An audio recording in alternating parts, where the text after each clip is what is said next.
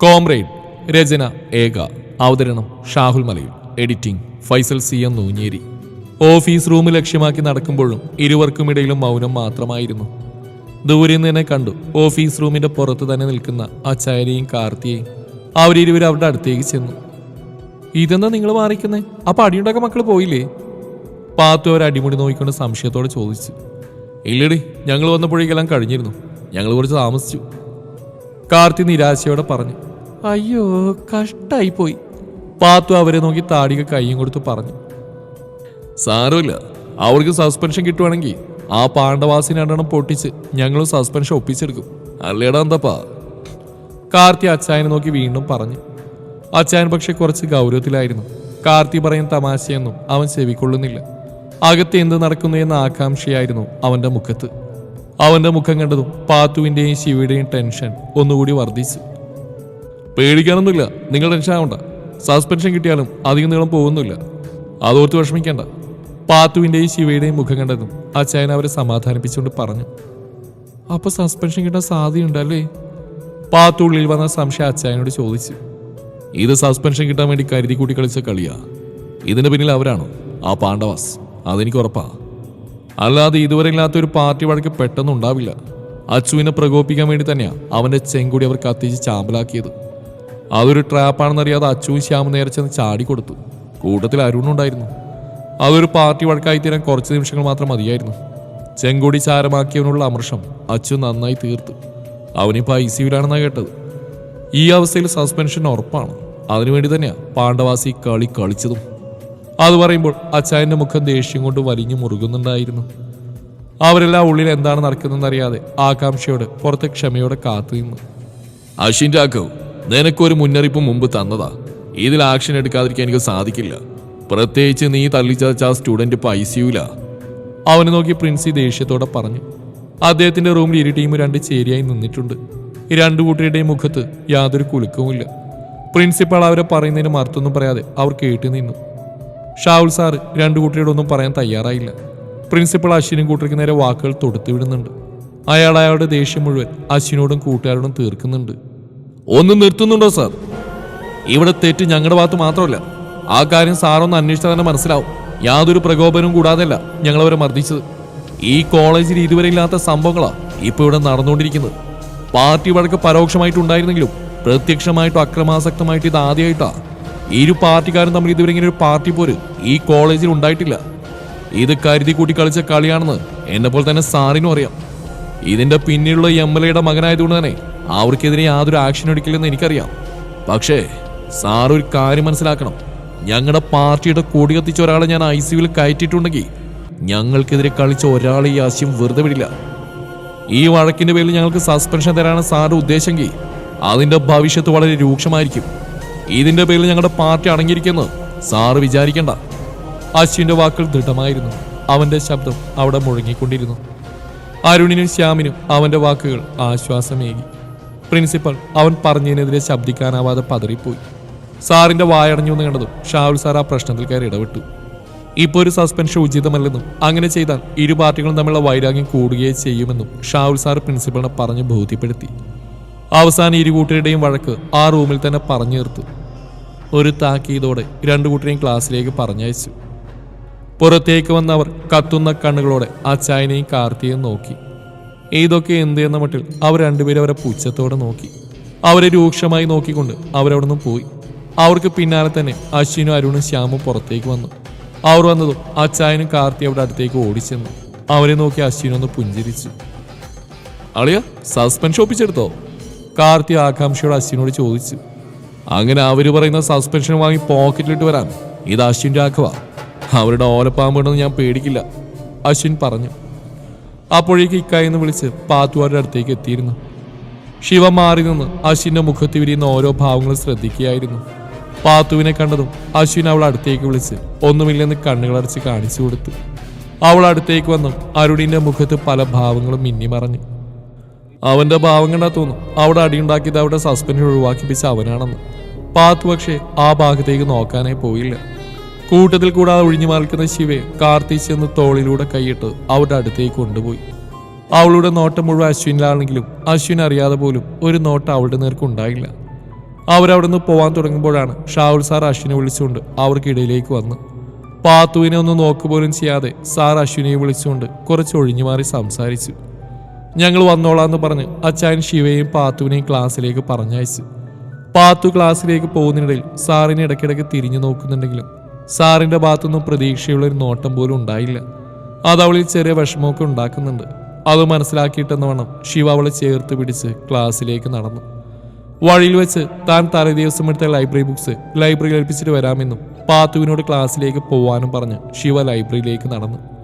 പാത്തു അവൾ നടന്നതിൽ നിന്ന് നോക്കി കുറച്ച് സമയം അവിടെ നിന്ന് ശേഷം ക്ലാസ്സിലേക്ക് പോയി. ശിവ ലൈബ്രറിയിൽ ബുക്സ് ഏൽപ്പിച്ച് തിരികെ ക്ലാസ്സിലേക്ക് വരുന്നതിനിടയിൽ പെട്ടെന്ന് വൈശാഖ അവളുടെ മുമ്പിലേക്ക് വന്നു.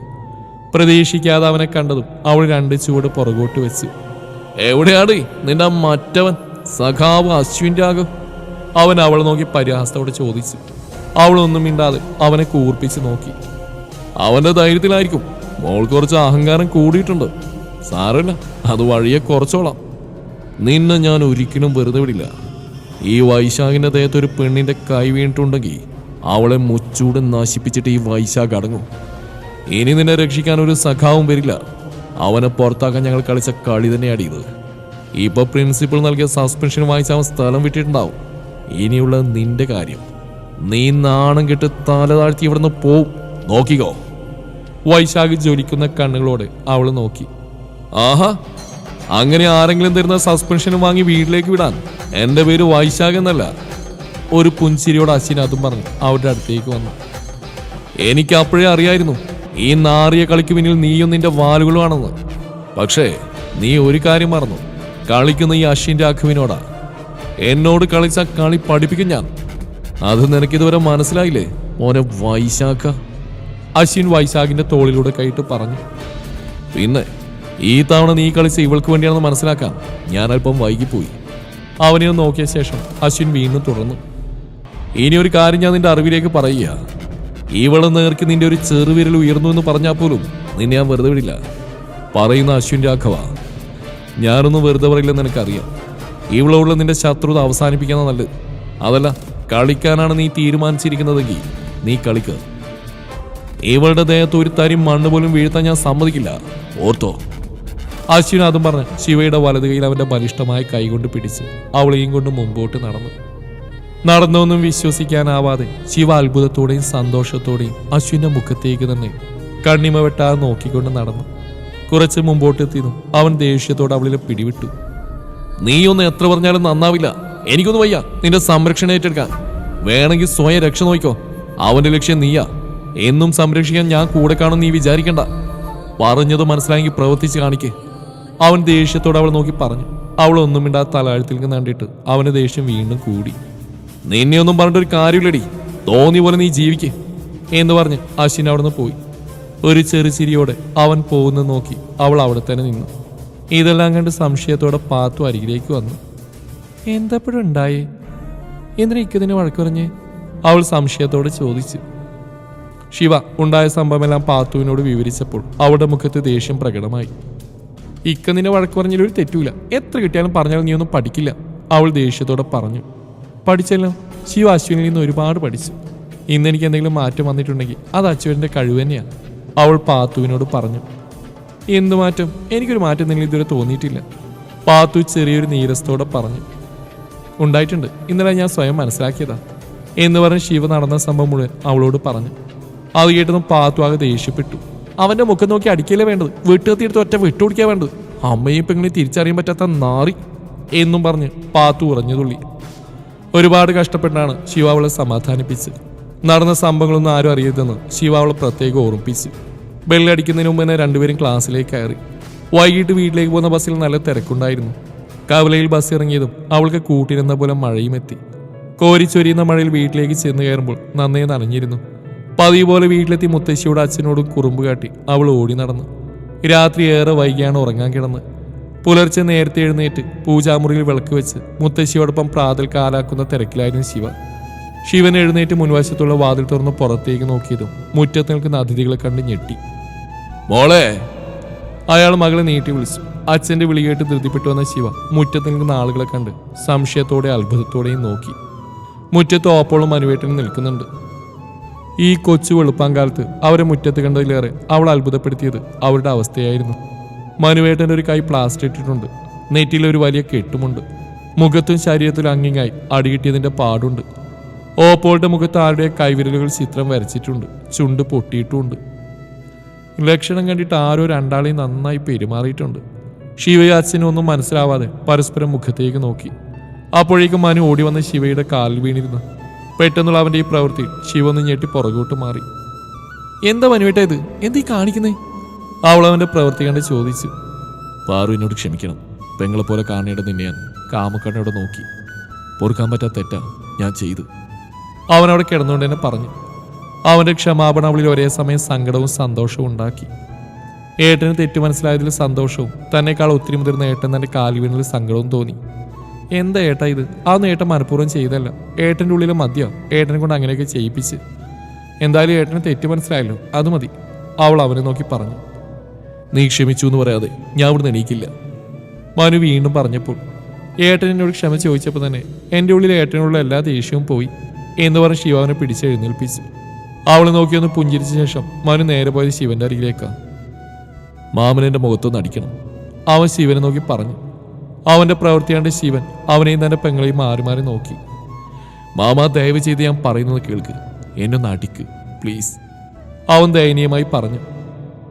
മോൻ ചെയ്ത തെറ്റേറ്റ് പറഞ്ഞ് അവിടെ കാലിൽ വീണപ്പോൾ തന്നെ നീ ചെയ്ത തെറ്റുകളെല്ലാം ഞങ്ങൾ ക്ഷമിച്ചു. ഇനി നിന്നെ ഞാൻ നോവിക്കില്ല. ശിവൻ മനുവിൻ്റെ തോളിൽ കൈവച്ചുകൊണ്ട് പറഞ്ഞു. എൻ്റെ പൊന്നു മാമ എന്നൊന്ന് അടിക്ക്, അല്ലെങ്കിൽ ഇനി ഈ പേരും പറഞ്ഞാവും അയാൾ വരിക. അയാളുടെ കയ്യിൽ നിന്ന് ഒരു അടി താങ്കളുടെ ശേഷി എൻ്റെ ശരീരത്തിനില്ല. അതുകൊണ്ട് മാമൻ എന്നൊന്ന് അടിക്ക് പ്ലീസ്, അവൻ വീണ്ടും അപേക്ഷയുടെ സ്വരത്തിൽ പറഞ്ഞു. അവൻ പറയുന്ന കേട്ട് സംശയത്തോടെ ശിവനും പാറവും പരസ്പരം നോക്കി. ആരുടെ കാര്യം നിങ്ങൾ ഈ പറയുന്നത്? ശിവൻ ഉള്ളിൽ തികട്ടി വന്ന സംശയം പുറത്തേക്ക് ഇട്ടു. അതൊക്കെ ഞങ്ങൾ പറയാം ഏട്ടാ. ഏട്ടൻ അവൻ ആദ്യം ഒന്ന് പൊട്ടിക്ക്, ഓപ്പോൾ ഏട്ടനോട് പറഞ്ഞു. രണ്ടുപേരുടെയും നിർബന്ധം കൂടിയപ്പോൾ ശിവൻ അവൻ്റെ കരണക്കുറ്റി നോക്കി ഒന്ന് പൊട്ടിച്ചു. കൊടുത്തത് കൂടിപ്പോയെന്ന് മനുവിൻ്റെ മുഖം കണ്ടപ്പോൾ മനസ്സിലായി. ആ ഇനി പറ, ആരുടെ കാര്യം നിങ്ങൾ പറയുന്നത്? അയാൾ തൻ്റെ സംശയം വീണ്ടും ചോദിച്ചു. ഇന്നലെ രാത്രി വാതിൽ ശക്തിയായിട്ടുള്ള മുട്ടുകേട്ട കഥ ഞാൻ തുറന്ന് എന്ന് പറഞ്ഞ് ഓപ്പോൾ സംഭവം വിവരിക്കാൻ തുടങ്ങി. ദാ വരുന്നു, ആരാ ഇത്? ഈ വാതിലിപ്പോൾ തല്ലിപ്പൊളിക്കോ എന്ന് പറഞ്ഞ് അവർ വാതിൽ തുറന്നു. മുന്നിൽ നിൽക്കുന്ന അപരിചിതനെ കണ്ട് അവർ സംശയത്തോടെ നോക്കി. എന്തുവാ അമ്മച്ചി നോക്കി പേടിപ്പിക്കുന്നത്? അങ്ങോട്ട് മാറിക്ക് പെണ്ണുമ്പിള്ളേ എന്ന് പറഞ്ഞ് വന്നയാൾ അവരെ തള്ളിമാറ്റി അകത്തേക്ക് പ്രവേശിച്ചു. അകത്തേക്ക് കയറിയ ആൾ ചുറ്റും തന്നെ കണ്ണുകൾ കൊണ്ട് പരതി. ആരാ, എന്താ നിങ്ങൾക്ക് വേണ്ടത് എന്ന് പറഞ്ഞ് ഓപ്പോൾ അയാളുടെ പിറകെ കൂടി. ശബ്ദം കേട്ട അനിമോളും മനു ഓടി വന്നു. ഹാ, നീ ഇവിടെ ഉണ്ടായിരുന്നോ? ഒളിച്ചിരിക്കുവായിരുന്നടാവേ നീ? ഞാൻ നിന്നെ കാണാമെന്നല്ലയോ? ഓനി വന്ന് ചേട്ടൻ ചോദിക്കട്ടെ എന്ന് പറഞ്ഞ് അയാൾ മനുവിനെ അയാൾക്ക് അഭിമുഖമായി നിർത്തി. അവനെ ഒന്ന് അടിമുടി നോക്കി. അവന്റെ കരണം മുഖച്ചയാൾ ഒറ്റ അടിയായിരുന്നു. മനു അടികിട്ടിയ കവളിൽ പൊത്തി പിടിച്ച അയാളെ സംശയത്തോടെ നോക്കി. അയ്യോ, എന്റെ മോനാരോ തല്ലിക്കൊല്ലുന്നേ, ഓടി വായോ എന്ന് വിളിച്ച് ഓപ്പോൾ കരയാൻ തുടങ്ങി. ദേ മിണ്ടാതിരുന്നല്ലേ, നിങ്ങൾക്കുള്ള ലാസ്റ്റ് തരാം. കാറിപ്പൊളിച്ച് ഇപ്പൊ തന്നെ വാങ്ങിച്ചു വിട്ടണ്ട. അയാൾ ദേഷ്യത്തോടെ ഓപ്പോൾക്ക് നേരെ അലറി. ഓപ്പോൾ പേടിച്ച് രണ്ടടി പുറകോട്ട് മാറി. അനിമോള് പേടിയോടെ ഒരു മൂലയിൽ മാറി നിന്നു. അമ്മയെയും പെങ്ങളെയും തിരിച്ചറിയാൻ നിനക്ക് കഴിവില്ല അല്ലടാ. അയാൾ വീണ്ടും അവന് നേരെ ശബ്ദം ഉയർത്തി. പാറു നിന്റെ ആരാടാ? അയാൾ ദേഷ്യത്തോടെ ചോദിച്ചു. അയാളുടെ കണ്ണുകൾ കോപം കൊണ്ട് ജ്വലിക്കുന്നുണ്ടായിരുന്നു. അവന്റെ കണ്ണുകളിലേക്ക് നോക്കും തോറും മനുവിന്റെ ഭയം കൂടി വന്നു. പറയാൻ അയാൾ വീണ്ടും അലറി. പെങ്ങൾ ഇടറുന്ന ശബ്ദത്തോടെ മറുപടി പറഞ്ഞു. അപ്പൊ പെങ്ങളുടെ ദേഹത്ത് കൈവച്ച നിന്റെ ഈ കൈ ഞാനിങ്ങ് എടുക്കുക എന്നും പറഞ്ഞ് അയാൾ അവന്റെ കൈ പുറകിലേക്ക് തിരിച്ചൊടിച്ചു.